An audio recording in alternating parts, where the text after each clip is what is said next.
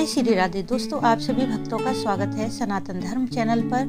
आज की वीडियो में मैं आपसे शेयर करने वाली हूँ पाप मोचनी एकादशी के बारे में। चैत्र मास कृष्ण पक्ष की एकादशी पाप मोचनी एकादशी कहलाती है। शास्त्रों के अनुसार इस एकादशी का व्रत पूजन करने से बड़े पापों का नाश हो जाता है। इस संसार में ऐसा कोई भी मनुष्य नहीं जिसने पाप न किया हो, फिर चाहे वह मन से हो या शरीर से या फिर वचन से। छोटे या बड़े पाप तो हर किसी से होती ही हैं, जिनका दंड मनुष्य अपने जीवन में और मृत्यु उपरांत भोगता ही है। परंतु यदि मनुष्य पूर्ण श्रद्धा भाव से पाप मोचनी एकादशी का व्रत पूजन करता है तो उसे अपने सभी पाप कर्मों से मुक्ति मिल जाती है। साथ ही जीवन में सुख समृद्धि सौभाग्य संतान की प्राप्ति होती है और पितरों को सद्गति प्राप्त होती है। इसलिए बहुत ही महत्वपूर्ण होता है पाप मोचनी एकादशी का व्रत। आज की वीडियो में मैं आपसे शेयर करने वाली हूँ कि साल 2025 में पाप मोचनी एकादशी कब है, तिथि कब शुरू है, कब समाप्त है, एकादशी का व्रत हमें कब धारण करना है और जानेंगे व्रत पारण का शुभ मुहूर्त क्या रहेगा। इस दिन व्रत पूजन करते हुए कौन सा विशेष उपाय करें जिससे बिना व्रत करे भी मन की सभी कामनाएं पूर्ण हो जाएं। तो यह सभी बातें जानने के लिए वीडियो को पूरा जरूर देखें। वीडियो अच्छा लगे तो इसे लाइक और शेयर करना ना भूलें। यदि आप चैनल पर पहली बार आए हैं तो चैनल को सब्सक्राइब करके बेल बटन को प्रेस कर लें, जिससे नई वीडियो का नोटिफिकेशन सबसे पहले आपको मिल जाए। दोस्तों, पंचांग के अनुसार साल 2025 में चैत्र कृष्ण पक्ष की पाप मोचनी एकादशी शुरू है 25 मार्च मंगलवार की सुबह 5:06 पर और समाप्त होगी 26 मार्च बुधवार की प्रातः 3:45 पर। इस बार पाप मोचनी एकादशी का व्रत 2 दिन किया जाएगा, 25 मार्च दिन मंगलवार को और 26 मार्च दिन बुधवार को।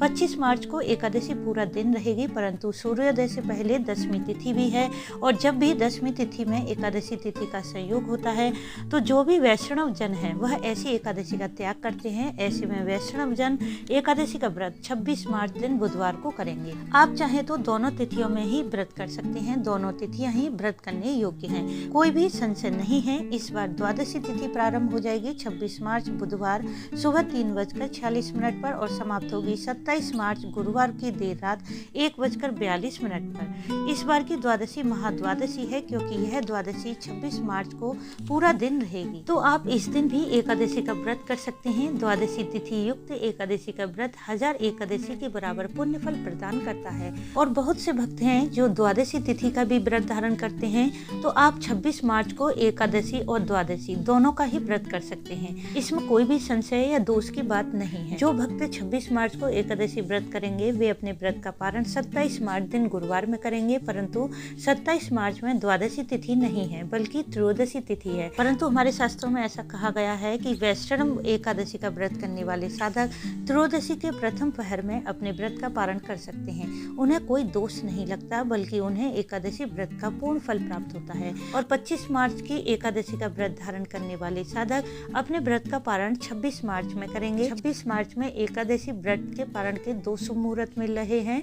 26 मार्च की सुबह को 9:06 से 10:55 पर व्रत पारण कर सकते हैं और दोपहर में 1:39 से 4:06 तक भी आप अपने व्रत का पारण कर सकते हैं। अब यह आपकी अपनी इच्छा है कि आप सिर्फ एकादशी का व्रत कर रहे हैं तो यह व्रत आप 25 मार्च को कर सकते हैं, और यदि आप एकादशी और द्वादशी दोनों का व्रत करना चाहते हैं तो 26 मार्च को भी कर सकते हैं। और बात करें शुभ संयोग की, तो इस बार 25 मार्च को सर्वार्थ सिद्धि योग लग रहा है, जो सुबह 4:26 पर शुरू है और सुबह 6:29 पर समाप्त है। सर्वार्थ सिद्ध योग में धार्मिक कार्य करने से सभी कार्यों में सफलता प्राप्त होती है। वहीं 26 मार्च को द्विपुष्कर योग रहेगा, सुबह 3:50 से सुबह 6:28 पर।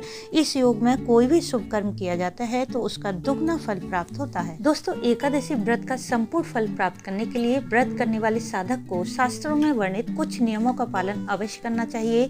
दशमी तिथि में शुद्ध सात्विक भोजन लें, जिसमें प्याज लहसुन ना हो। मांस मदिरा का सेवन भी ना करें। दशमी तिथि में मसूर की दाल, बैगन, मूली, शाक, चना का सेवन भी वर्जित माना गया है। दशमी की शाम को सूर्यास्त होने के बाद अन्न और नमक का सेवन नहीं करना चाहिए। साधक को एकादशी तिथि में मन वचन कर्म से शुद्ध रहते हुए सुबह स्नान आदि करके व्रत का संकल्प करना चाहिए। दाहिने हाथ में जल और पुष्प लेकर भगवान श्री हरि माँ लक्ष्मी के समक्ष व्रत का संकल्प करें और विधिवत उनका पूजन करें। उन्हें पीले पीले पुष्प, पीला चंदन, पीले फल अर्पित करें। एकादशी पर श्री हरि को पीली वस्तु अर्पित करने से मनचाही कामनाएं पूर्ण होती हैं। इस दिन भगवान विष्णु को पंचामृत का भोग लगा सकते हैं और पंचामृत से भगवान विष्णु का अभिषेक भी कर सकते हैं। भोग में आप पीली मिठाई और पीले फल भी जरूर अर्पित करें। एकादशी पर पूजन करते हुए ज़्यादा से ज़्यादा भगवान विष्णु के मंत्रों का जाप करें। विष्णु सहस्त्रनाम, श्रीमद् भगवत गीता का पाठ भी कर सकते हैं। पूरा दिन अपनी शरीर की सामर्थ्य के अनुसार व्रत करें। आप चाहें तो निर्जल कर सकते हैं या फिर जल और फल लेकर भी आप अपना व्रत कर सकते हैं। शाम के समय एक बार फिर श्री हरि का पूजन करें, उन्हें भोग लगाएं और रात्रि जागरण जरूर करें। यदि आप अपनी किसी विशेष मनोकामना को पूर्ण करना चाहते हैं तो पूर्ण श्रद्धा भाव से श्री हरि के समक्ष अखंड दीप प्रज्वलित करके नारायण के मंत्रों का जाप कर सकते हैं। भजन कीर्तन या नाम का जाप भी कर सकते हैं। एकादशी की रात्रि में भगवान विष्णु के निमित्त किया गया रात्रि जागरण का फल कभी भी निष्फल नहीं होता। रात्रि जागरण से समस्त प्रकार के पाप नष्ट होते हैं, मन की हर कामना पूर्ण हो जाती है और जीवन के सभी संकट परेशानियां दूर होते हैं। साथ ही पितरों को सद्गति प्राप्त होती है। भले ही आप एकादशी का व्रत नहीं करते हैं या किसी कारणवश व्रत नहीं कर पाते हैं, परंतु इस दिन शुद्ध सात्विक भोजन ग्रहण करते हुए एकादशी की रात्रि में भगवान श्री हरि के समक्ष अखंड दीप प्रज्वलित करते हैं तो बिना व्रत करे भी भगवान श्री हरि की कृपा से मन की हर कामना पूर्ण हो जाती है। व्रत करने वाले साधक एकादशी व्रत का पारण अगले दिन द्वादशी तिथि में करें। द्वादशी तिथि के समाप्त होने से पहले ही एकादशी व्रत का पारण करना चाहिए। स्नान आदि करके श्री हरि का पूजन करें और किसी योग्य ब्राह्मण को बुलाकर उन्हें भोजन करवाएं। उन्हें अपनी सामर्थ्य के अनुसार दान दक्षिणा दें और व्रत पारण का शुभ मुहूर्त देखकर अपना व्रत खोल लें। दोस्तों, पाप मोचनी एकादशी का जैसा नाम है ऐसा ही इसका प्रभाव है, अर्थात पापों का नाश करने वाली पाप मोचनी एकादशी होती है। इसलिए यदि आप इस दिन व्रत नहीं भी कर पाते हैं तब भी भगवान श्री हरि का पूजन करें और उनके मंत्रों का जाप करें। साथ ही शुद्ध सात्विक भोजन ग्रहण करते हुए मन वचन कर्म से शुद्ध रहें तो आपको भी भगवान श्री हरि की संपूर्ण कृपा प्राप्त होगी। तो उम्मीद करती हूँ इस वीडियो से आपको लाभ अवश्य मिलेगा। वीडियो अच्छा लगा हो तो इसे लाइक शेयर सब्सक्राइब जरूर कर लें। वीडियो अंत तक देखने के लिए आपका धन्यवाद। राधे।